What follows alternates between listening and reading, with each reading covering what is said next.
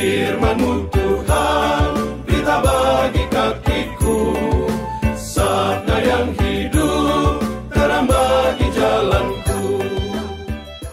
Saudara, Bapak Ibu, saudara-saudari terkasih dalam Kristus, hari ini kita mendengar bagaimana Tuhan Yesus mengatakan, berikanlah kepada Kaisar apa yang harus diberikan kepada Kaisar, dan berikanlah kepada Tuhan apa yang harus diberikan kepada Tuhan.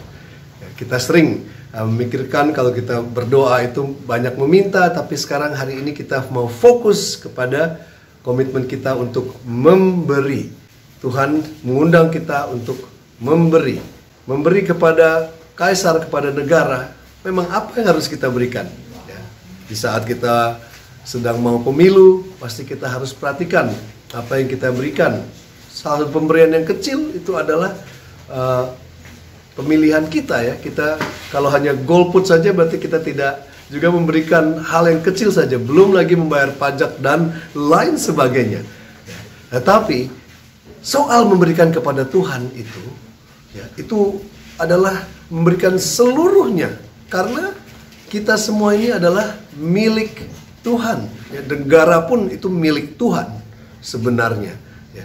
Jadi kewajiban kita kepada negara, baik dengan satu lingkaran besar seperti ini, kewajiban kita kepada Tuhan itu lingkaran besar, di mana kewajiban kita kepada negara itu masuk di dalamnya, bukan hanya overlap. Jadi kamu pikir, oh saya harus sisihkan uang sekian untuk bayar pajak, lalu saya harus sisihkan uang sekian untuk memberikan persembahan di gereja.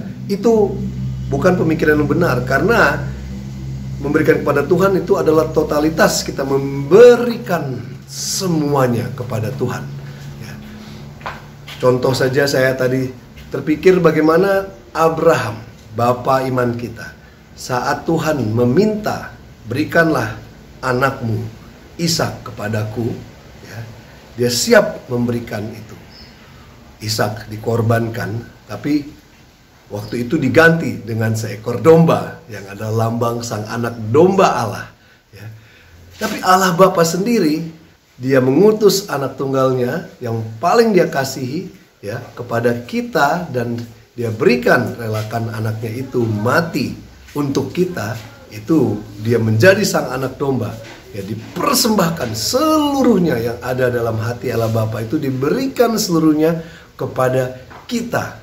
Bagaimana? Itu saya terpikir kalau seorang orang tua, ya, saat memberikan anaknya, merelakan anaknya, ya, untuk diberikan, dipersembahkan kepada Bapa, ya, saya teringat orang tua saya saat banyak teman-temannya bertanya, kenapa anak laki satu-satunya, ya, boleh jadi imam, ya. Loh, lalu papa mama saya mengatakan, memangnya kalau memberikan Tuhan itu memberikannya yang sisa-sisa, ya, yang lebih-lebih saja? Tidak, kita memberikan yang terbaik kepada Tuhan, yang kita punya seluruhnya, ya, kepada Tuhan. Kadang-kadang kita tidak mau pun Tuhan mengambil, ya, istilahnya dengan seenaknya. Kenapa? Karena memang itu milik Tuhan. Kita tidak rela orang yang kita kasihi dipanggil Tuhan. Sering kan kita merasakan seperti itu.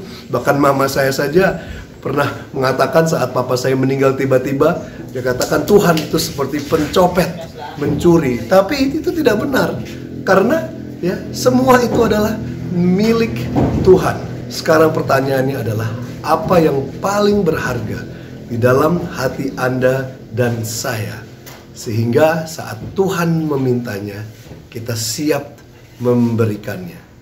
Untuk saya, contoh kecil saja, ya, yang paling berharga dari saya adalah bukan hanya gedung, MGL dan lain sebagainya. Yang paling berharga pada saya adalah saudara-saudara saya, ya, anak-anak frater saya yang paling berharga. Saat Tuhan meminta yang paling berharga dari Anda dan saya, apakah kita rela memberikannya? Atau kita malahan bertanya kepada Tuhan, mengapa Tuhan Engkau mengambil itu? Bukan seperti itu, tapi kita katakan kepada Tuhan, Tuhan, semua adalah milik-Mu, sehingga semua saya berikan dan saya relakan kepadamu, karena Engkau yang tahu yang paling baik. Karena semua adalah milik-Mu, dan seluruh hidupku juga adalah milik-Mu. Semoga dengan pemberian keseluruhan diri kita kepada Tuhan, kita pun menjadi bagian daripada kemuliaannya. Tuhan berkati.